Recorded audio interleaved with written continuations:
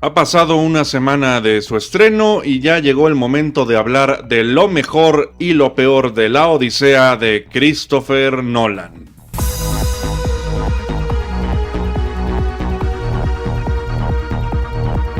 Amigos, amigas, ¿cómo están? Un gusto saludarlos, gracias por estar aquí nuevamente. Retomamos esta sección de lo mejor y lo peor. Ya había hecho esto con la segunda película de Wicked, con la tercera película de Avatar allá en diciembre, pero vamos a hablar ahora de la más reciente película, del trabajo más pesado que ha tenido Christopher Nolan en estos años, y estamos hablando nada más y nada menos que de La Odisea, que tiene una duración de 172 minutos, casi llegando a las 3 horas, con un cast impresionante, pero no todos los actores fueron aprovechados de la mejor manera. Quiero contarles aquí qué es lo que más me gustó de la película y qué es lo que menos me atrajo en términos generales, sobre todo porque ya hablé de esta cinta en 3 videos. Reseña sin spoilers, las primeras impresiones y la reseña con todos los spoilers del mundo. Mucha gente ha dicho en redes sociales, ¿cómo es que vas a spoilear una película de la Odisea cuando ya conocemos la historia desde hace muchísimo tiempo, que Homero escribió esto en el siglo VIII, etcétera, etcétera, etcétera? Pero cada cineasta tiene su punto de vista, tiene su toque, su estilo, y vamos a hablar respecto a eso. No voy a hablar aquí si es más o menos fiel a los escritos de Homero sobre todo lo que ocurre con Calipso, con Circe, con Atenea, entre tantos otros personajes, sino del propio ritmo que tiene la película, las virtudes que tiene la misma y los defectos que también presenta. Ahora, sin más preámbulo, entremos a lo que nos interesa.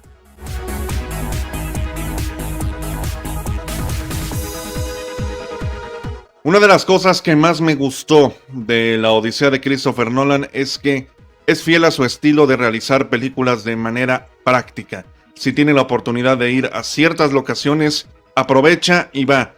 Hace las ambientaciones adecuadas para que uno se transporte como público a la época en la que la película está ambientada, que nos regresemos a muchísimos años en el pasado, y todo lo que es ese diseño de producción, tanto en exteriores como en interiores, ayuda bastante. Lo que es la cueva del Cíclope Polífemo, lo que es Ítaca, lo que es Troya, que grabaron en Marruecos, se siente pertinentemente que hay un director que dijo a toda su gente: vamos a grabar de la manera más práctica y más real posible, hagámosle caso omiso a la pantalla verde, hagámosle caso omiso al CGI en demasía, y vamos a hacer que esto se sienta como una obra tal cual que pudo haber sido vista hace bastante tiempo. Con toda la tecnología que hay ahora puedes aprovechar para las criaturas fantásticas, pero la realización de la película es algo que se agradece, que todavía existan directores del estilo de Christopher Nolan que hagan todo de manera práctica, o la gran mayoría de las tomas que están presentes en la cinta. Otra de las cosas que más me gustó fue la interpretación de algunos de los actores presentes en esta película. Sobresalen 2, que son Anne Hathaway como Penélope y Robert Pattinson como Antíoco. Qué bien lo hace la señorita Anne Hathaway, que ganó un Oscar por Los Miserables. Sientes el dolor, sientes la soledad, sientes esa pesadez de tener que tomar una decisión de si me vuelvo a casar o no, de si espero a Odiseo, que han sido más de 20 años de ausencia. Es una interpretación fantástica. No nos sorprenda si en algún momento la Academia decide nominar a Anne Hathaway como mejor actriz de reparto, porque el trabajo que hace aquí es brutal. También lo que hace Robert Pattinson, aunque tiene mucho tiempo en pantalla en ausencia, porque es un antagonista que tiene que ver más que nada con lo que rodea a Telémaco, con lo que rodea a Penélope, porque él quiere ser el pretendiente, el sucesor de Odiseo, porque el tipo nunca ha vuelto a casa en casi 2 décadas. Telémaco no es alguien que le agrade en lo más mínimo, al contrario, lo que se quiere deshacer de él, porque quien terminaría siendo el rey de Ítaca sería Telémaco, y por supuesto la sed de poder termina alimentando ese odio, esa ira, esa frustración, y aquí Robert Pattinson lo hace bastante bien. Ya lo dije en mi reseña con spoilers, escena en la que aparezca Robert Pattinson, escena que se roba cada uno de los diálogos.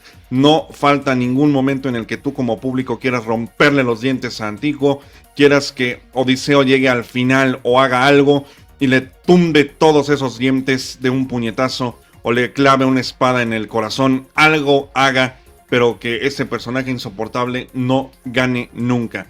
Y lo que hace Robert Pattinson es un muy buen trabajo, porque si consigues que el personaje sea odioso hacia la audiencia, significa que el trabajo que estás haciendo a nivel interpretativo es bastante decente.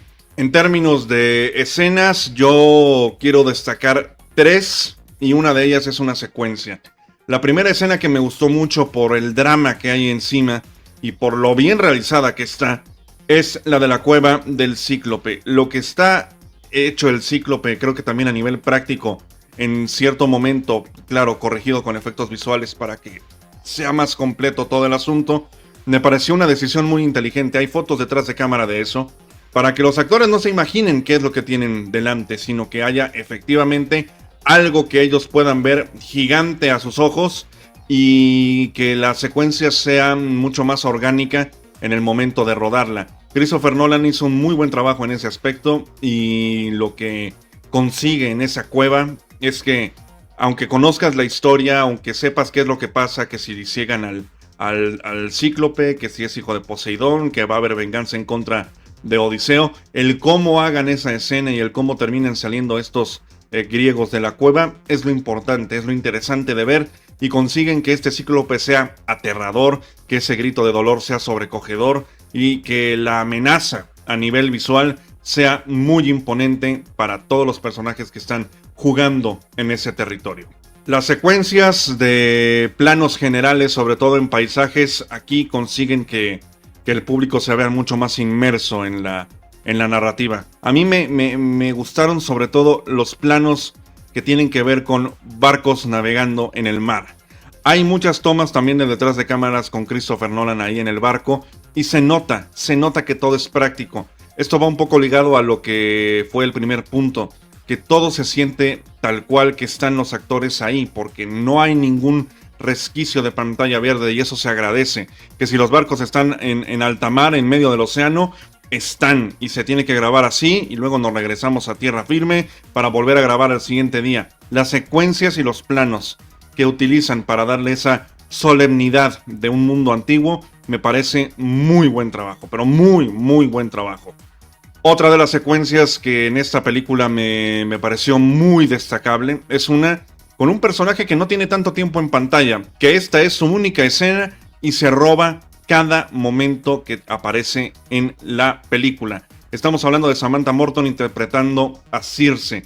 Es la escena más tensa de toda la cinta, y me atrevo a decir que es una de las mejores en toda la filmografía de Christopher Nolan. Cuando convierte Circe a los griegos que están ahí, que tienen hambre y que entran a la casa de esta deidad, y que aparentemente es una señora que es bondadosa y que les da de comer y demás, todo se transforma en un momento tan oscuro, macabro y deleznable, pero está tan bien hecho, es una escena tan bien conseguida que consigue, valga la redundancia en la palabra, que el espectador se sienta extremadamente incómodo.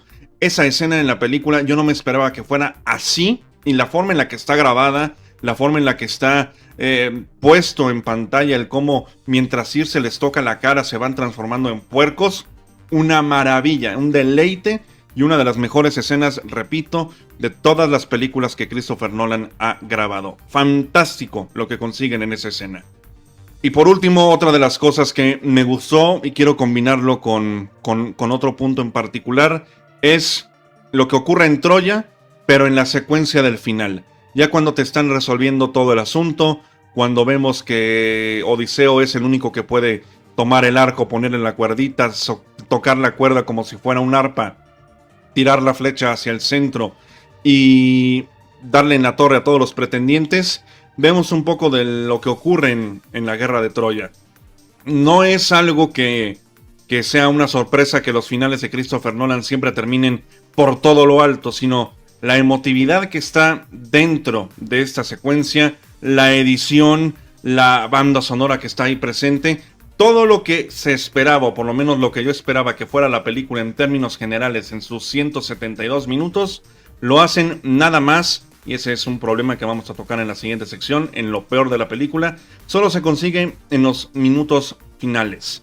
Esa banda sonora emotiva, con una edición que te parece sobrecogedora en todos los sentidos, lo que ocurre en la guerra de Troya ya como la resolución de esta, sobre lo que ocurre también con Atenea, el por qué está todo el rato junto a Odiseo cuando tiene que tomar una decisión importante. Todo eso está muy bien planteado en esa secuencia de Troya, pero la del final, porque algo pasa cuando nos presentan Troya de inicio que no me convence mucho, pero eso que ocurre al final me parece tremendo, tremendo, tremendo.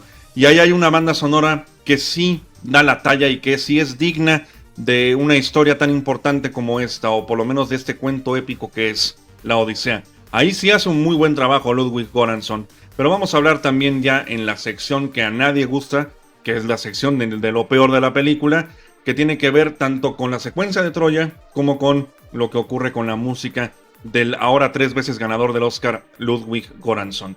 Todo esto que acabo de mencionar es lo que la película tiene como puntos buenos, y son muchísimos, muchísimos puntos buenos que la colocan como una muy digna película de Christopher Nolan, pero que ahorita que hablemos de lo malo, creo que se queda corta de lo que es una obra maestra en toda la regla y lo que puede ser una película de 10. Para mí, esta película tiene una calificación de 7 o 7.5, siendo muy generoso. Vamos a hablar ahora sí de la sección que pues nadie quiere hablar, de lo peor de una película, sobre todo si tiene puntos tan positivos como estos que acabo de mencionar.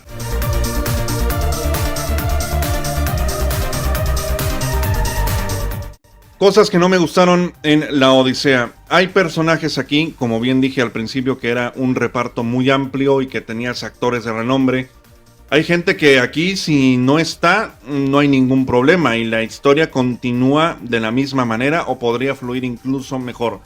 Tanta polémica se hizo con Helena de Troya, que si Lupita Nyong'o, que si no es una actriz apta para este rol en particular.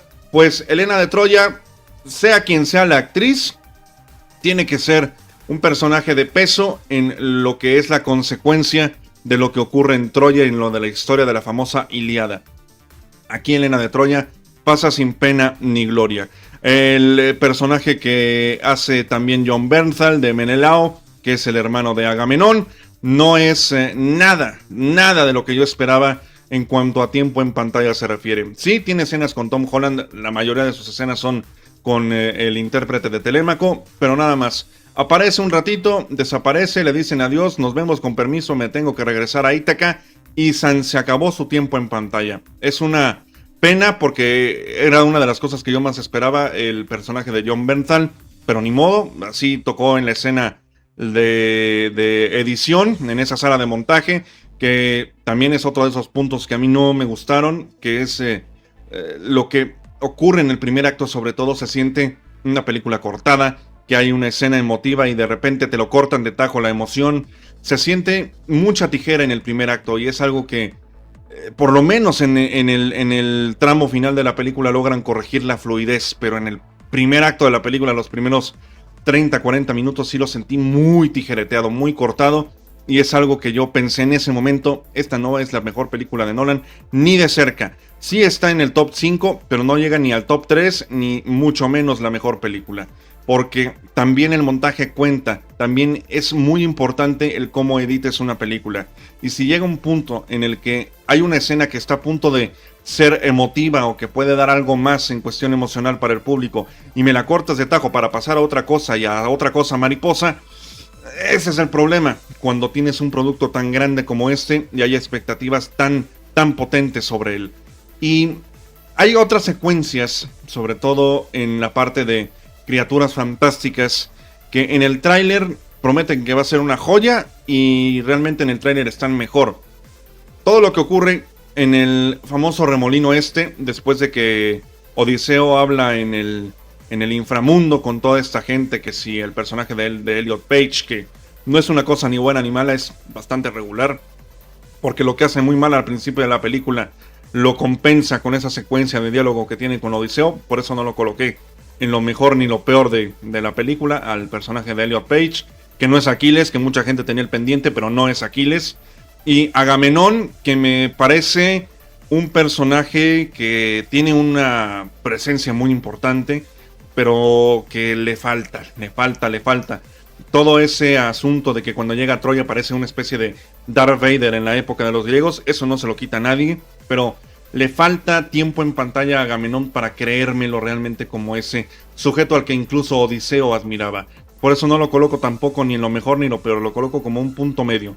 Pero esa secuencia, ahora sí regresando a lo que pudo haber sido lo de la parte del remolino este, que es Caribdis, que supone que es un monstruo que se traga barcos, y lo que ocurre también con el monstruo de 6 cabezas o serpientes, que es Escila, me parece de lo más anticlimático y patético que puede llegar a ser un director en cuestión de expectativa, porque bien saben que aunque es algo muy corto lo que ocurre, que Odiseo debe tomar una decisión o cruzar directamente y enfrentarse al peligro que representa ese remolino, o sacrificar a 6 hombres y que Escila se los trague y ya está. No logramos ni siquiera ver al monstruo, no logramos ver a esa parte tan temible y tan atemorizante que se supone que es esta criatura de 6 cabezas. Nada más fue un cabecita para acá, rompemos la vela, 1, 2, 3, 4, 5 hombres, papas, me lo llevo. No se siente, y es una escena que prometía muchísimo en los avances y que en la película no dura ni siquiera esa secuencia del bendito remolino junto con la criatura más de 50 segundos. Es muy decepcionante todo eso, y ojalá hubiera sido algo mucho más potente a nivel visual y a nivel dramático. Y otra cosa que no me funcionó para nada en cuestión de secuencia, ni en cómo está realizada, ni lo que significa, y mucho menos cómo está puesta la banda sonora, es cuando se van a enfrentar a los gigantes. Después de un brutal momento con el Cíclope, con Polífemo, en la cueva de después pasamos a una escena que tiene que ver con unos gigantes que parece que tienen una armadura hecha de plástico. Eso no me gustó en lo más mínimo. Y resulta que está tan anticlimático también todo ese asunto, que aunque te lo pongan en los pósters, aunque te lo pongan todo el rato en los trailers, no sentí yo una verdadera amenaza. Sí, son gigantes, pues córranle, no intenten ni pelear ni nada, porque aunque es una historia fantástica todo esto, bien lo sabemos, pueden meterle más drama a todo este asunto para que realmente se sienta una amenaza palpable, no nada más de hoy soy un gigante con una armadura plateada que parece de plástico o de aluminio. Y eso es algo que lo dije en mis primeras impresiones. Se siente ciertos momentos que no son dirigidos por Nolan. Aunque sí está Christopher Nolan todo el rato en la cámara, hay ciertas escenas que parece que son dirigidas por alguien que es principiante en términos cinematográficos. Y eso es lo que me pasa con la secuencia de los gigantes. Intentan pelear con ellos en ese bosque, los gigantes obviamente los apalean, pero no está grabada de una forma en la que digo, qué peligro me está representando, no.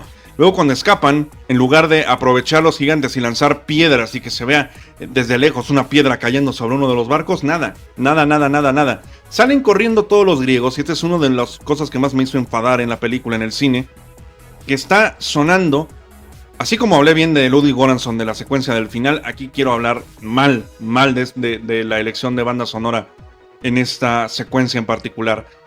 Salen corriendo todos los griegos de la playa, desde de los gigantes que los están persiguiendo, que terminan tumbando los otros 2 barcos, excepto el de Odiseo, y resulta que hay una banda sonora con un estilo, una tonada muy similar a lo que hizo Ludwig Göransson en Tenet.